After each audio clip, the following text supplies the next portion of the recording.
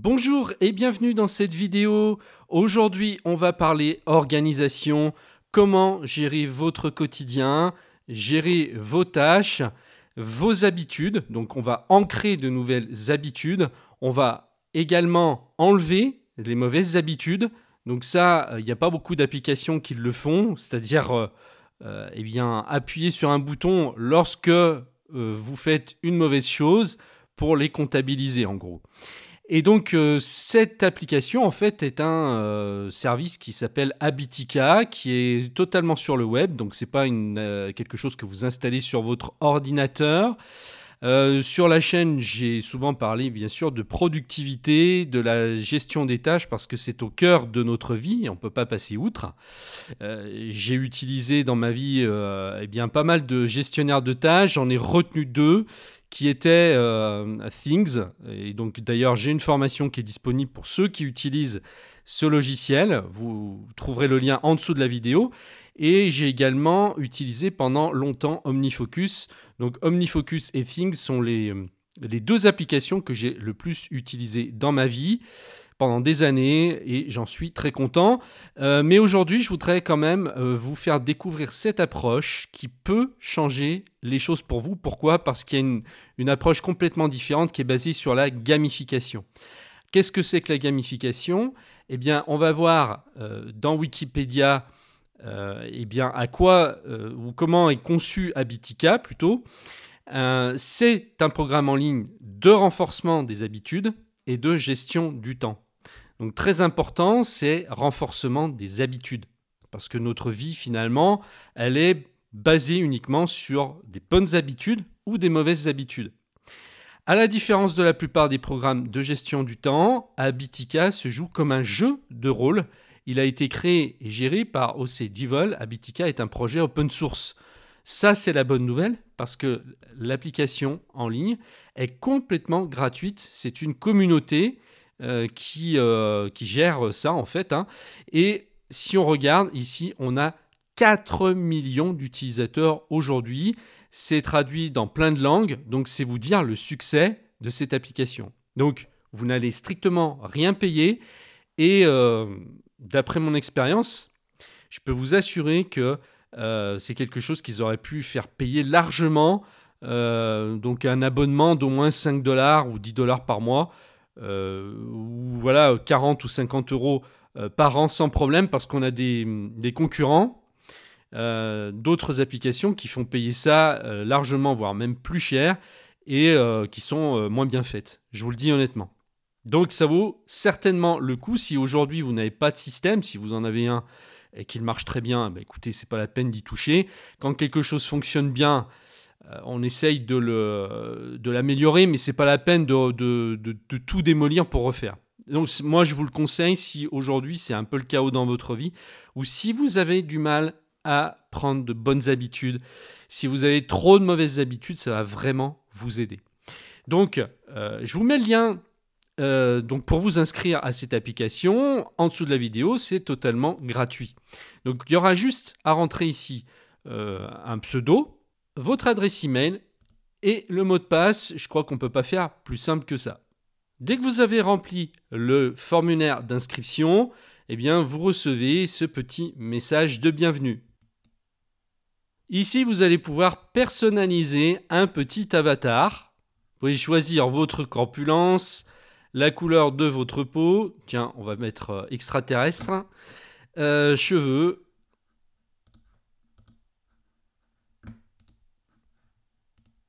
Ensuite, on vous demande sur quoi vous voulez travailler. Ça, c'est pour qu'il puisse personnaliser votre tableau de bord quand vous allez arriver pour la première fois. Donc là, tout m'intéresse, à part peut-être l'école. Voilà. Et voilà, pour que vous puissiez commencer, j'ai créé quelques tâches à partir de votre centre d'intérêt. Cliquez sur une tâche pour l'éditer ou créez-en de nouvelles pour perfectionner votre routine. Et moi, ce que j'ai fortement apprécié avec cette application, c'est qu'elle est ultra simple à mettre en place. Il n'y a pas de complications. Ça prend 30 secondes, vous avez vu, d'ouvrir un compte. Et vous avez déjà votre tableau de bord avec des habitudes qui vous sont suggérées. Donc là, après, vous pourrez en rajouter, en enlever, en modifier. Mais voilà, vous voyez que le tableau de bord est vraiment sympa. Et je crois que pour éviter de procrastiner, de repousser tout le temps les tâches qu'on a à faire au lendemain, je pense que la présentation dans l'application qu'on va utiliser est très importante. Si vous avez quelque chose qui visuellement est pas terrible, ça va pas vous donner envie sérieusement de gérer vos tâches. Mais si au contraire, vous avez une belle présentation ludique comme ici et qu'en plus c'est rattaché à un jeu, donc comme on va le voir, hein, Habitica a été conçu comme une application web d'amélioration individuelle. Il est conçu pour aider le joueur à rester motivé et à suivre l'évolution de sa motivation en ajoutant une mécanique de jeu et des règles de jeu sur les objectifs de la vie du joueur. Pour concevoir l'application, Renel a été inspiré par les livres de développement personnel The Power of Habits and the Now Habits, donc le pouvoir des habitudes. La première version d'Habitica était un tableur Google Docs dont les cellules avaient un code couleur. Le jeu transforme la vie du joueur en jeu de rôle dans lequel le joueur collecte des objets comme de l'or et des armures pour devenir plus puissant. Des récompenses sont obtenues en réalisant des objectifs dans la vraie vie sous la forme d'habitudes, de quotidiennes et de affaires. Donc si on rattache ça à quelque chose qui donne des récompenses et qui est joli visuellement, eh bien on aura beaucoup plus tendance à réaliser nos tâches. Donc c'est un programme qui est très simple et vous voyez, vous avez 3 sections. Vous avez la section habitude, la section quotidienne et la section affaires. Donc on va toutes les regarder, je vais vous expliquer comment elles fonctionnent, mais il n'y a aucune complication et ça c'est ce que j'apprécie. Je vais retourner dans Wikipédia parce qu'il explique très bien ce que chaque section va vous apporter. Alors la section habitude, donc ce sont des objectifs à long terme qui ont pour but de changer les habitudes d'une personne. Ces habitudes peuvent être réglées sur plus, positif ou moins, négative ou les deux. Donc ça, je ne l'ai jamais vu nulle part. Hein. On va le regarder après, mais le moins, le côté négatif de la chose, je ne l'ai jamais vu dans aucune autre application. L'habitude par défaut, 1 heure de travail productif, est une habitude positive. Si le joueur fait 1 heure de travail productif, il va gagner de l'expérience et de l'or. L'habitude par défaut malbouffe est une habitude négative. Si le joueur mange mal, il va perdre de la vie. L'habitude par défaut, prendre les escaliers, est positive et négative. Si le joueur prend les escaliers, il gagnera de l'expérience et de l'or. S'il ne les prend pas, il perdra de la vie. Si le joueur coche souvent ses habitudes positives, elles deviendront vertes, signe que le joueur est sur la bonne voie en ce qui concerne ses habitudes. À l'opposé, si le joueur coche souvent de mauvaises habitudes, elles deviendront rouges, ce qui augmentera les dommages à sa vie. Quand le joueur a accumulé assez de points d'expérience, il gagne un niveau, ce qui restaure sa vie. Donc ça fait penser un peu au Tamagotchi, vous savez, ces petits jeux japonais qui existaient dans les années 90, où si vous ne nourrissiez pas votre petit animal sur le jeu, il finissait par mourir et le jeu était foutu en gros, quoi. Donc ça fait penser un petit peu à ça. Alors, voilà, donc on va regarder tout de suite la section habitude. Pour ajouter une nouvelle habitude, soit vous pouvez cliquer sur le bouton ajouter une tâche et sélectionner habitude, soit vous pouvez le faire directement en ajoutant votre tâche directement ici. On va mettre par exemple boire de l'eau, qui serait une habitude à ancrer. Donc s'hydrater suffisamment en ayant par exemple une bouteille d'eau sur votre table et remplacer ça par le café. Donc on va faire boire un verre d'eau. Et au contraire, donc pour la mauvaise habitude à éliminer, ça serait boire une tasse de café. On appuie sur le bouton entrée. Voilà, donc là elle a été ajoutée. Maintenant, je vais aller dans les options ici pour modifier. Alors je peux ajouter une note ici. Vous avez les 2 boutons positifs et négatifs qui donc sont activés. Alors, vous mettez la difficulté de cette habitude à mettre en place. Est-ce que ça va être vraiment banal, facile, moyen, difficile? Si vous le rajoutez, c'est que c'est pas si banal que ça, à mon avis. Sinon, vous ne le mettriez pas dans votre liste d'habitudes. Donc, on va laisser sur facile. On peut ici ajouter des étiquettes. Donc vous avez vu qu'ici, au départ, on nous a demandé quelle sorte d'étiquette on voulait rajouter. Donc là, vous pouvez en entrer une nouvelle. Mais là, on va choisir santé et bien-être. On vous demande à quel moment vous voulez réinitialiser le compteur. Donc est-ce que vous voulez en faire une habitude quotidienne, hebdomadaire ou mensuelle? On va laisser sur quotidienne. Et le compteur va compter tout simplement le nombre de fois que vous avez effectué cette tâche dans la journée. Donc là, vous pouvez ajuster le compteur, mais de toute façon, ça va compter à chaque fois que vous avez cliqué sur plus ou sur moins. Alors, on peut désactiver le bouton positif ou négatif. Si on ajoute une mauvaise habitude à éliminer, on va désactiver le bouton positif. Donc là, étant donné qu'il y a les deux, on va laisser les deux. Et puis, donc, au contraire, si c'est uniquement une habitude positive, vous allez désactiver le bouton négatif. Donc là, on va laisser les deux. Donc si je bois un verre d'eau dans la journée, j'appuie sur le plus. Si au contraire, je bois une tasse de café et que ça a été plus fort que moi, j'appuie sur le moins. Et là, vous avez le compteur, vous avez un +1 et un -1 donc qui ont été ajoutés au compteur. Donc vous voyez, ça s'est annulé en fait. Donc si par contre vous avez plus de moins, ça va vous mettre en rouge. Alors vous pouvez bien sûr déplacer vos tâches donc, en les faisant glisser, comme ça.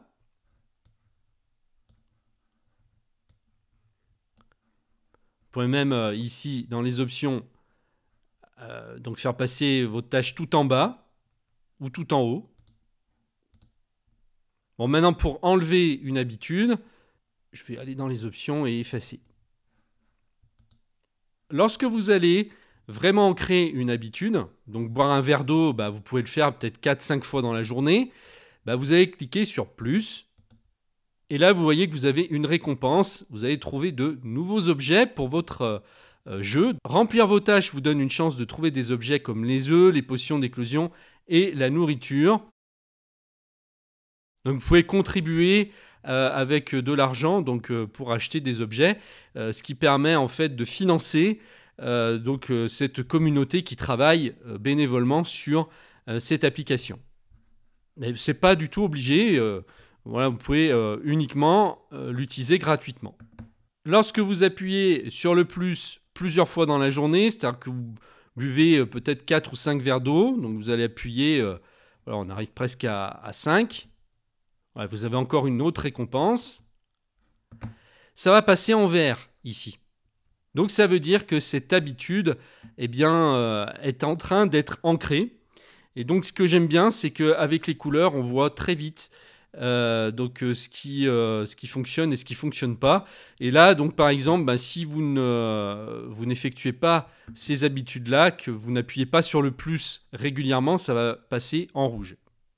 Bon, voilà pour la section habitudes. Pour les quotidiennes, comment ça marche? Eh bien ça, ce sont des tâches que vous allez programmer avec des intervalles réguliers, c'est-à-dire une fois par jour, une fois toutes les semaines ou plusieurs fois toutes les semaines, par mois ou par année. Là, on vous a programmé par défaut donc quelques tâches comme exemple. Travailler sur un projet créatif, on va rajouter par exemple travailler sur ma priorité principale. Vous allez la laisser tout en haut, puisque c'est la première chose, logiquement, que vous devriez faire tous les jours. Donc, dans les options, vous allez voir que ça va être différent. On va avoir ici une liste de vérification qui sont en fait des sous-tâches. Donc, première chose à faire.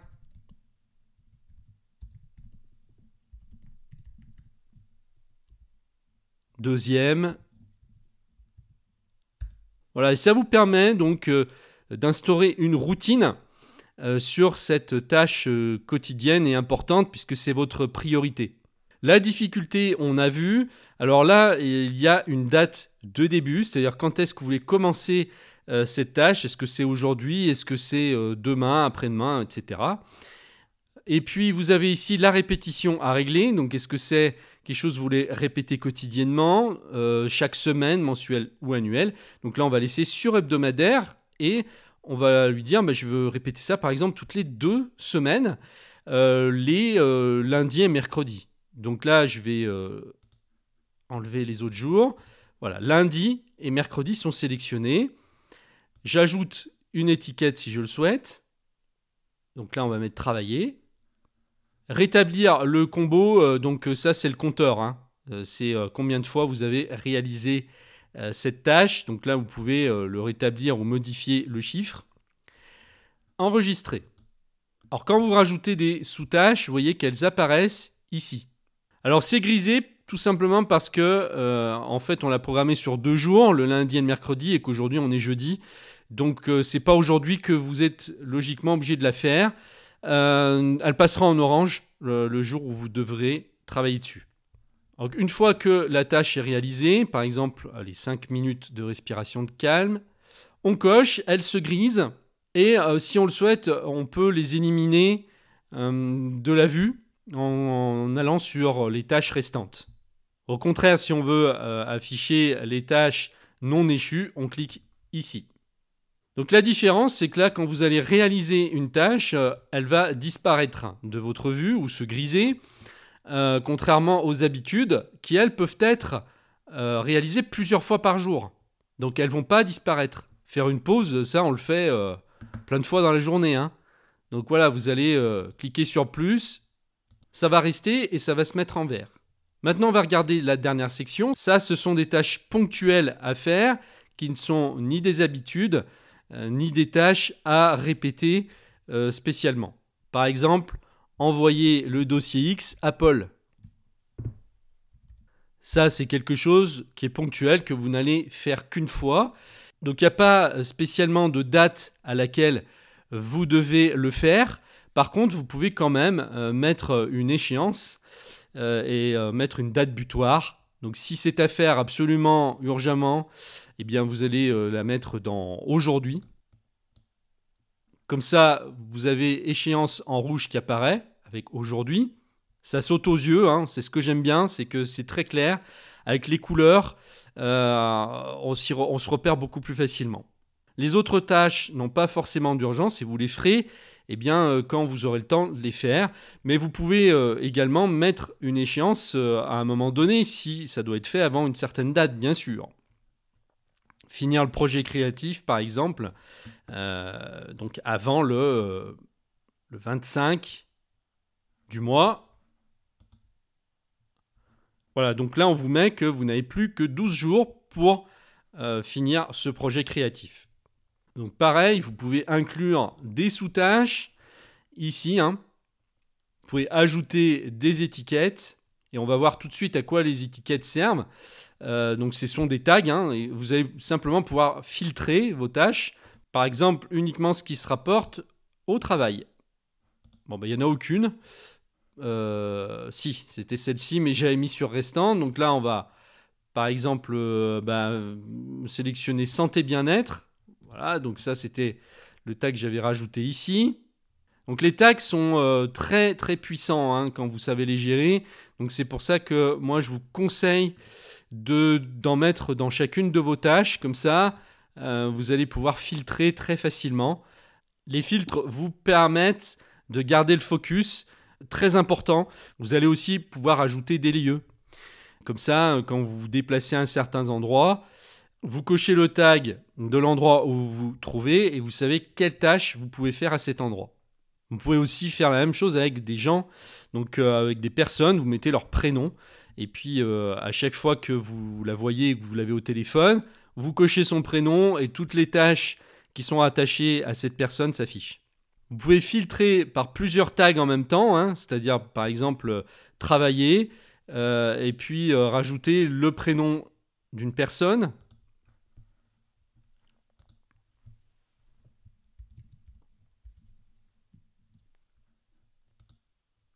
Donc là, il n'y aura que les tâches qui auront le tag travailler et avec Paul qui s'afficheront.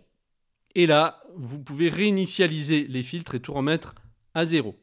Alors si vous êtes vraiment joueur, que vous aimez ça, vous pouvez ici vous ajouter vous-même des récompenses.